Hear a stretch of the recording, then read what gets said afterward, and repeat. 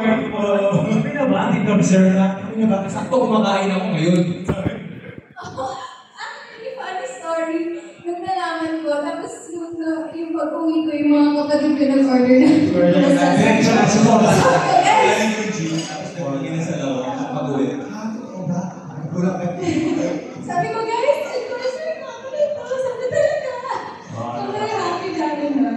We're also very, very excited kasi nga we're here to witness itong partnership nila. Pero sige, tuloy natin yung question. Ikaw natin yung sumunod. The perfect mom inasal date for Marisa. Ano, paano yung sisera? Mom inasal date, Anto style. Yung? Diba? Mom inasal. Parang ano lang siya. Mas kamay, no? May ilaw. Parang yung rooftop namin sa Pinoy. Naalala mo yun. Parang gano'n yung setup yun. Simple lang. Pero may puso. No? Ang sabi ko talaga, kaligtaan. Palamakan naman natin ang katawan. Palamakan natin. Alright. If we can have a final message from all three of you para sa ating nanonood, sa lahat ng nanonood live, and of course online. Trending po tayo again sa mga hashtags natin. Sir Mike, go ahead. Una sa lahat, gusto ko magpasalamat sa mga customers ng Mang Inasal for the past 20 years. Alam niyo ba na voted ang Mang Inasal as the strongest brand in the Philippines? Kaya siya ng strongest brand is because suporta ng lahat ng mga Pilipino na sumusuporta sa Mang Inasal. So, maraming salamat at excited kami na matikman nyo ang aming smoky sweet juicy ng pork.